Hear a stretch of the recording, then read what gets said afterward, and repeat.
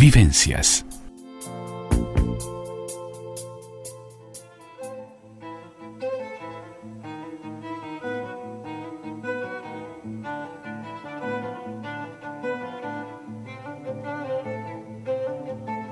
Mano a mano y sin diván.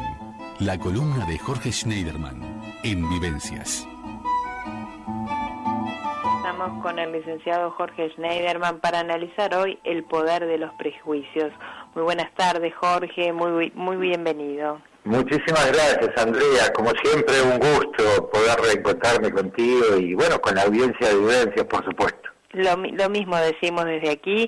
Gracias. Y el tema de los prejuicios, Jorge, es un tema tan antiguo como el mundo, pero a su vez de una vigencia impresionante, ¿no?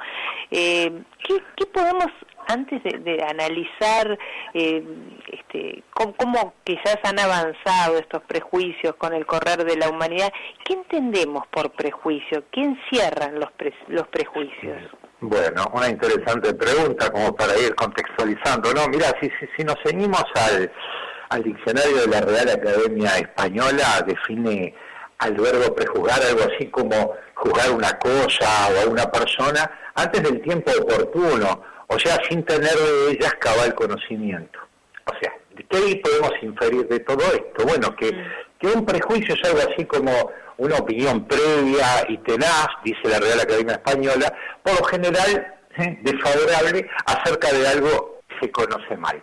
Y una opinión, digamos, negativa. Valdría la pena recalcar eso, una opinión preconcebida pero negativa. Exactamente. Ahora, yo creo que conforme han pasado los tiempos, digamos, cada época le va imprimiendo, o sea, se van generando nuevas formas de prejuzgar, nuevos prejuicios en función de la evolución ética, moral, cultural, que se va generando en los pueblos y en las culturas, ¿no?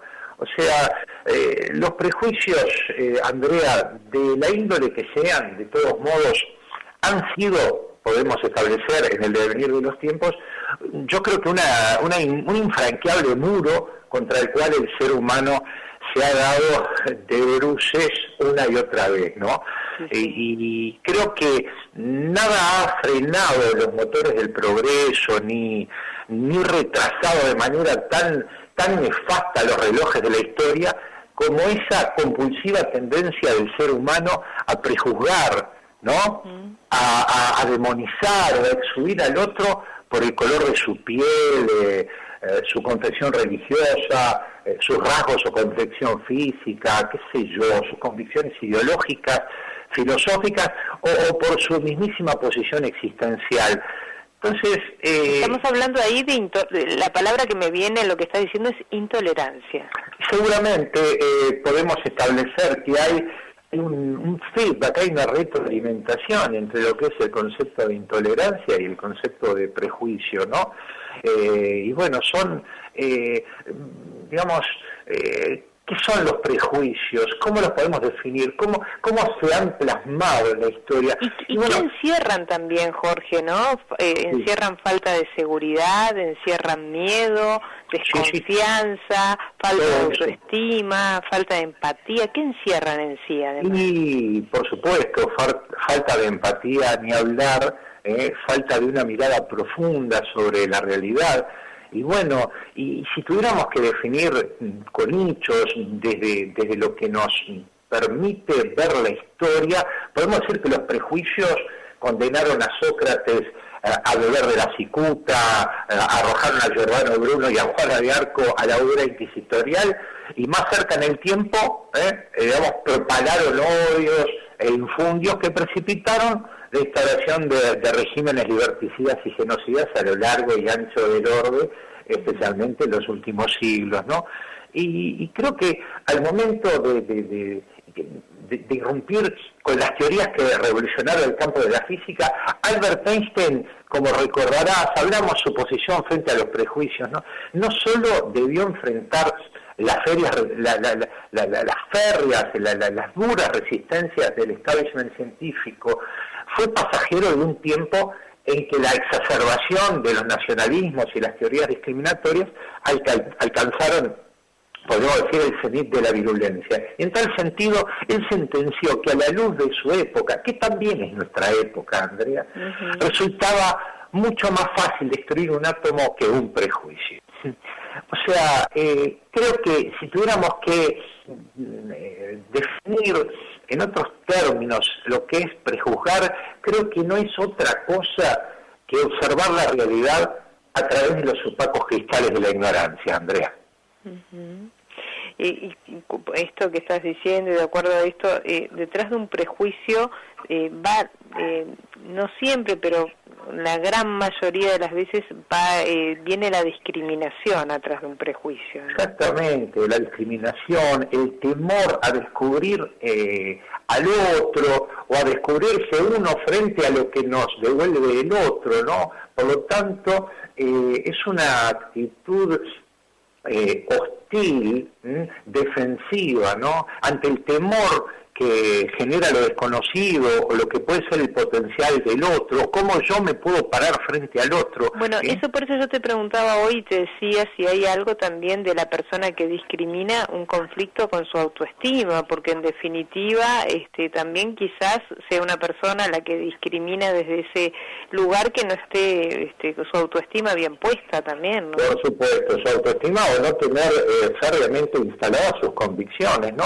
Entonces nos podemos preguntar qué es prejuicioso, ¿no, Andrea? O sea, si yo te tuviese que dar ejemplos, que decir qué es ser prejuicioso, es, por ejemplo, aseverar que quienes no piensen como yo se constituyen ipso facto en mis enemigos, ¿no? ¿Te suena eso? Sí, ¿no? sí. O decir, por ejemplo, que los ciudadanos de tal o cual país son todos, del primero hasta el último, una manga de ladrones, ¿no? Sí. También lo es, sostener a viva voz que a los uruguayos no les gusta laburar, por ejemplo. Pero ese identificar a todos en la misma bolsa, ¿no? Exactamente, la generalización como una manera de mantenerse cubiertos de lo que puede representar determinado colectivo, determinada ideología.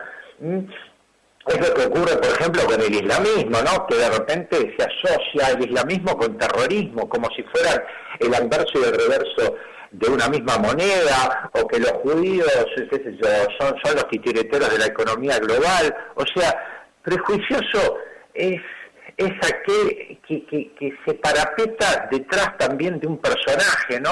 Ha acontecido en los últimos días, en las últimas semanas, algo que realmente fue bastante desagradable, que quizás se le dio una entidad desproporcionada, como por ejemplo elevarlo al plano judicial, pero prejuicioso es Andrea quien parapetándose detrás de un personaje y en nombre del humor, por ejemplo, descalifica a otro individuo o a otro colectivo, a un colectivo, apartándose de una consigna fundante del verdadero sentido y propósito del humor, que es reírse con el otro y no del otro, ¿no? Esta es una forma de deslegitimar al otro, de minimizar al otro y ponerse a cubierto, a resguardo de lo que puede significar la relevancia de lo que el otro tiene para decir, de lo que el otro tiene para presentarnos, el sentirnos de repente indefensos frente al otro, por lo tanto, esgrimir como mecanismo defensivo justamente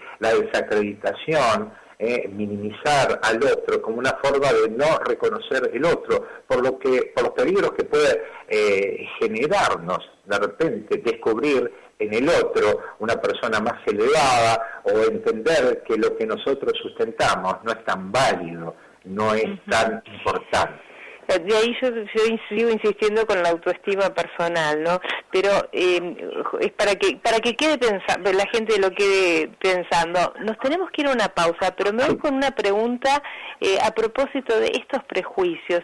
¿Cuánto tienen que ver con la falta de educación o con una educación que de pronto no sea la más adecuada? Si podemos, lo contestamos esto, ¿te parece, Jorge, después de esta breve pausa? ¿Cómo no? Con mucho gusto.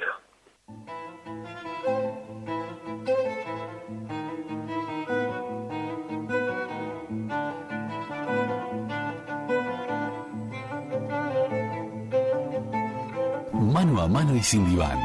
La columna de Jorge Schneiderman en Vivencias.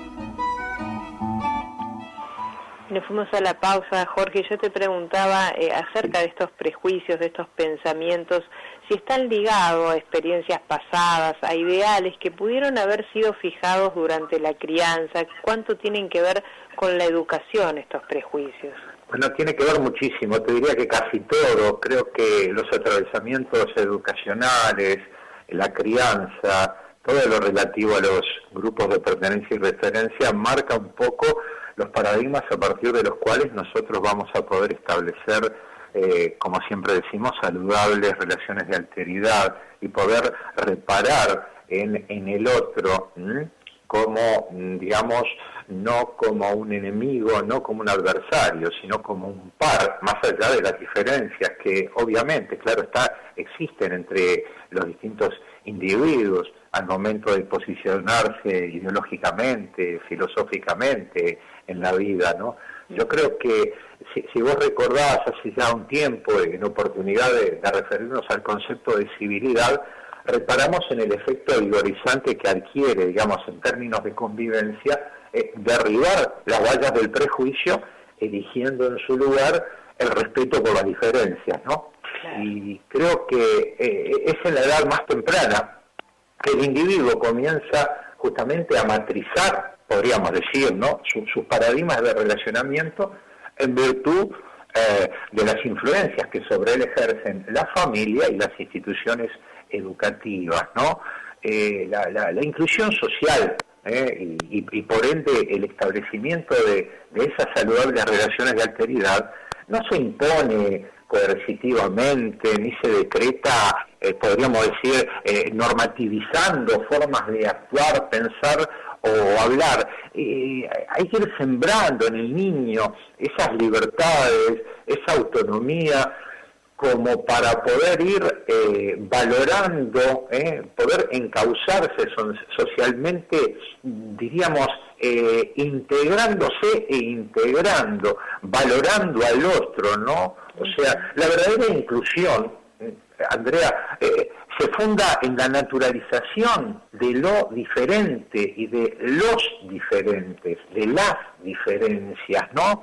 Y eso estriba en la justa apreciación de lo diverso, y digamos, porque pero ¿cuántas veces, Jorge, pensando esto que tú decís, sí, no digo que se haga en forma consciente, ¿no?, pero un padre, una madre, a través de un ejemplo, sí, un ejemplo verbal o algo que diga, puede con ese ejemplo estar marcando a ese niño después en estos futuros prejuicios, ¿no? Por supuesto, porque los padres constituyen digamos, son modelos a partir de los cuales los niños comienzan a perfilar su personalidad, ¿no?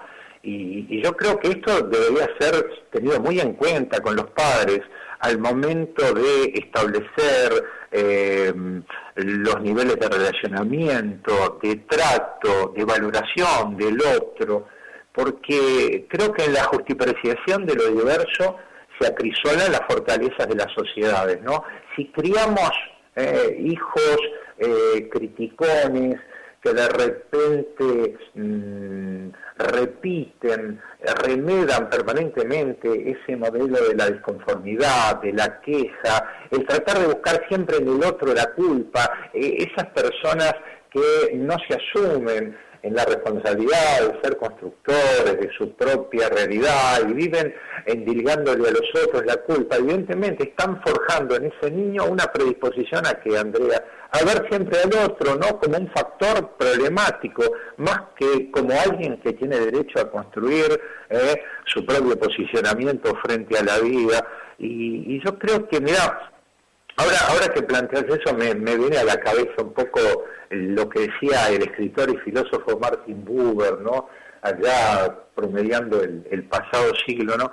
Él entendía que los grandes conflictos que atribulan a la humanidad no parten precisamente de las diferencias existentes entre izquierda y derecha, oriente u occidente, sino del conflicto de intereses que se establece entre la educación y la propaganda. Y la educación forma parte de ese arsenal, de esas herramientas que los padres debemos proveer a nuestros hijos para que puedan hacer una lectura cabal, profunda, lo más certera posible sobre la realidad, más allá de lo estatuivo, más allá de la propaganda, más allá de lo que otros quieren de repente establecer como verdades absolutas, ¿no? Yo creo que la educación, Andrea, nos permite relativizar.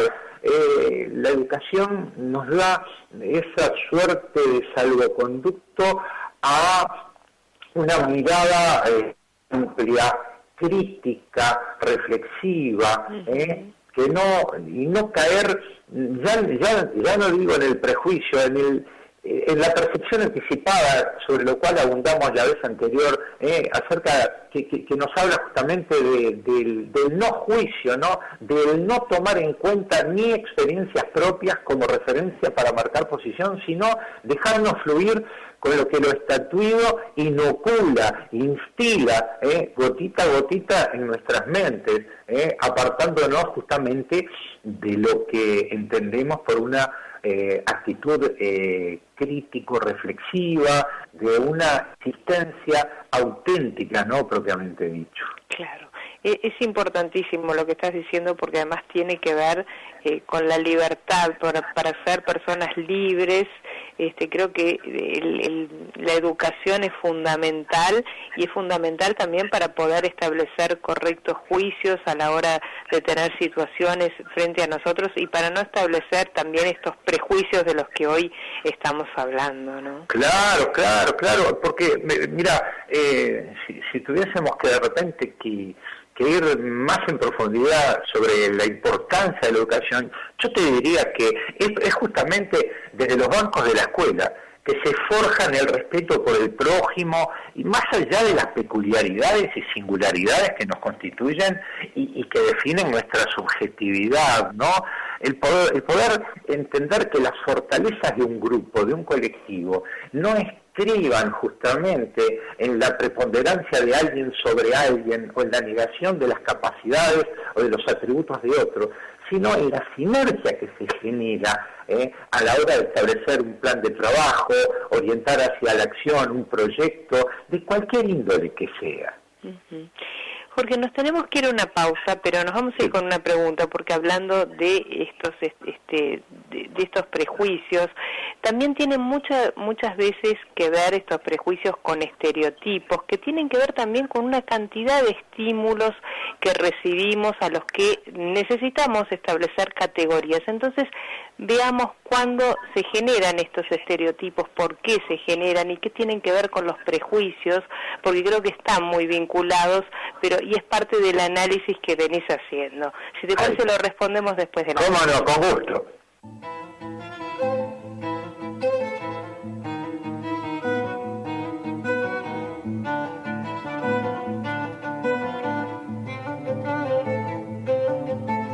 Mano a mano y sin diván.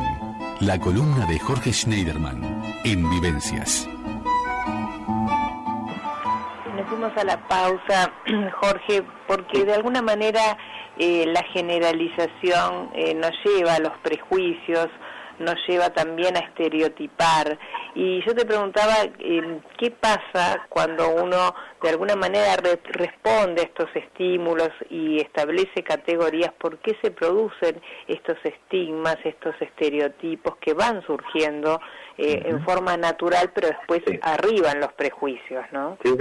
Bueno, yo entiendo que los estereotipos son funcionales al prejuicioso, ¿no? Porque también hay que considerar que cada tiempo, cada cultura diseña sus propios estereotipos y estigmas, podríamos también decir. Es una manera de aplacar los temores que genera el diferente o lo diferente, ¿no? Y categorizar, encerrar o apartarse del diferente, ejerce un efecto tranquilizador precisamente sobre el prejuicioso, ¿no? Es lo que pasa con el manicomio, cómo surgen los primeros hospicios, justamente generaba terror, pánico, la patología mental, porque bueno, como en algún momento hemos ya manifestado, se le atribuía un origen demoníaco, etcétera, etcétera, y por lo tanto la falta de control implicaba un temor, ¿no? El no poder sentirse a resguardo de algo impredecible, como podía ser la conducta de un enajenado. Pero conforme pasaron los tiempos y la medicina fue abriendo puertas, evidentemente se supone que deberíamos haber ingresado en una zona en la zona de la comprensión y entender a la patología mental no como un estigma, sino como una afección, del mismo modo que una persona padece una cardiopatía o un trastorno o un gastroenterológico, supongamos.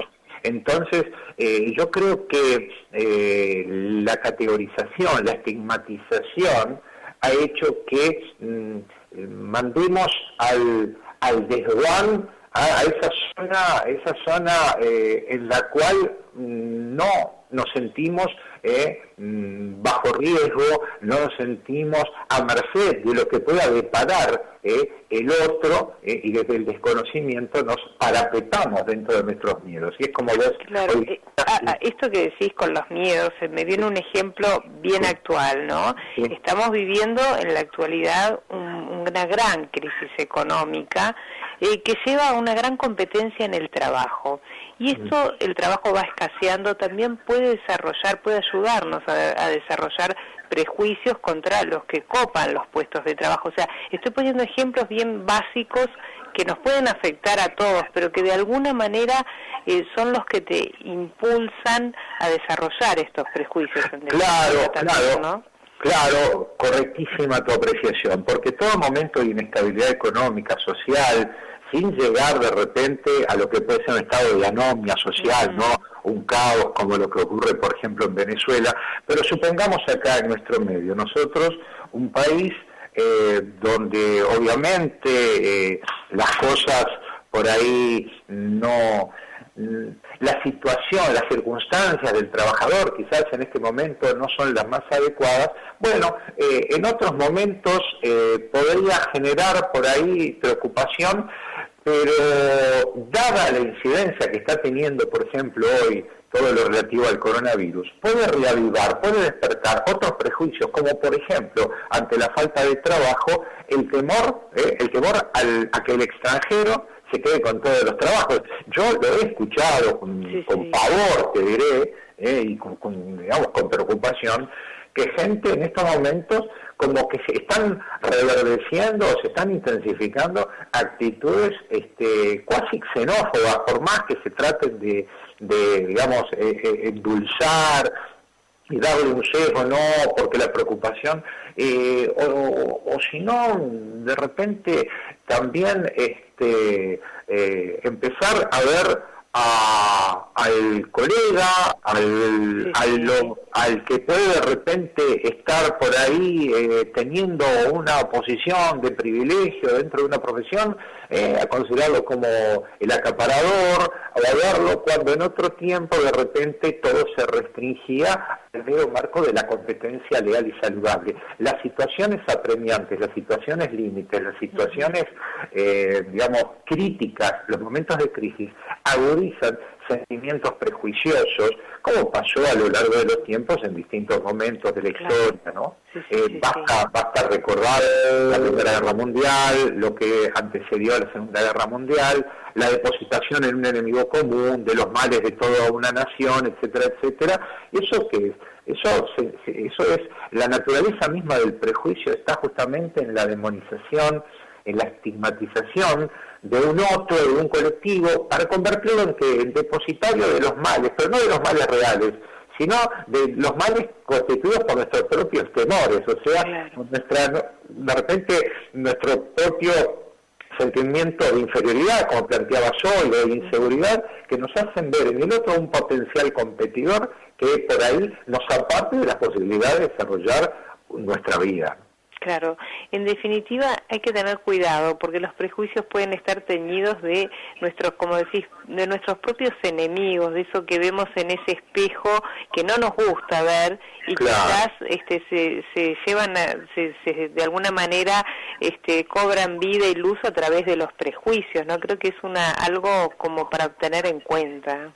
Sin duda, y en estos tiempos, más allá del tiempo presente, donde se está procesando todo este cambio, este viraje hacia la nueva normalidad, yo creo que tenemos que tener mucho cuidado al momento de urdir o de diseñar los futuros esquemas convivenciales para evitar de ver al otro como un potencial enemigo, ¿no?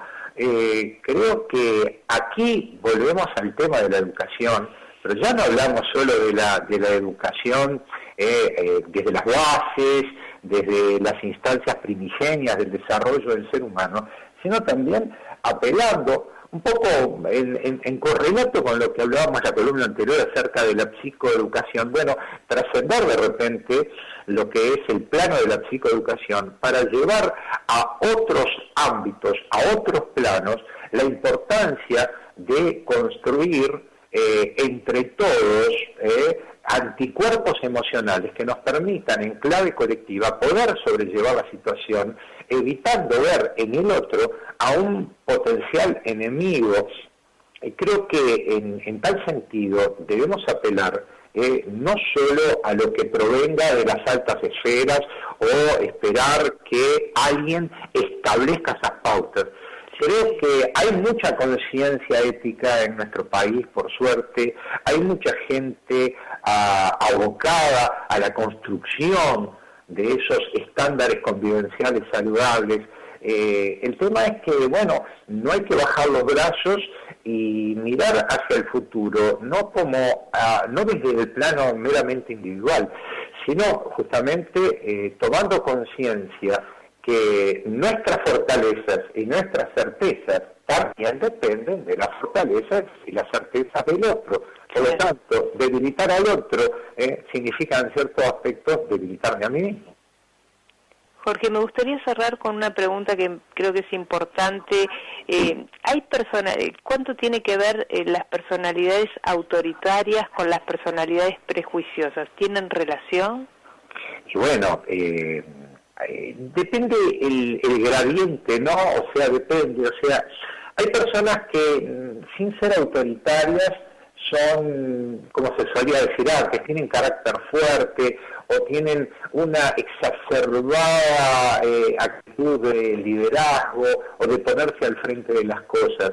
Obviamente, cuando pasamos de ese nivel al plano del autoritarismo, de la imposición a rajatabla de lo que es un concepto, de lo que es la imposición del pensamiento único, por supuesto que eso está sumamente emparentado con el prejuicio, ¿no? Porque el autoritario, el que impone coercitivamente una idea, un precepto, evidentemente, parte de la base que lo que el otro tiene para proponer carece de toda validez, por lo tanto estaría más que emparentándose. Estaría pasando esa raya para el camino del prejuicio, ¿no? Totalmente, o sea, se sustancia, el autoritarismo puro se sustancia del prejuicio, se sustancia de la intolerancia, y bueno, digamos que en base de todos los regímenes totalitarios, absolutistas que ha dado la historia, hay siempre algún personaje autoritario que tiende a ver al otro, a proyectar al otro como un enemigo, careciendo muchas veces de los elementos necesarios como para prejuzgar. Es como aquellas personas que toman parte por tal o cual conflicto político, ideológico, bélico, y endilgan y atribuyen características sin tener la más pálida idea de cuáles son los orígenes que precipitaron ese conflicto, ¿no? Esos todólogos que pululan y ululan por los medios de comunicación, y que bueno, yo creo que habría que recalar un poquito en aquello que mencionamos hace un rato que manifestaba el propio Martin Buber, ¿no? La importancia de ver que el problema, los grandes problemas existenciales de la humanidad no estriban en la diferencia que puede haber entre una u otra vertiente ideológica o filosófica o religiosa, sino que la lucha es entre la educación, o sea, entre las fortalezas que nos provee la educación y aquellos que quieren imponer coercitivamente su pensamiento único, desconociendo el inalienable derecho de cada uno a constituirse de su leal saber y entender, Andrea. Jorge, como un placer, como todos los martes, y creo que nos ha quedado clarísimo por lo menos de dónde provienen los prejuicios, cómo tratarlos, cómo manejarlos, y bueno, para mejorar, de esto se trata día a día, ser mejores actuando desde lo que nos toca. Muchísimas gracias, Jorge. Bueno, nos reencontramos el próximo martes. Será hasta el próximo martes. Un abrazo para todos. Otro para ti. Vivencias.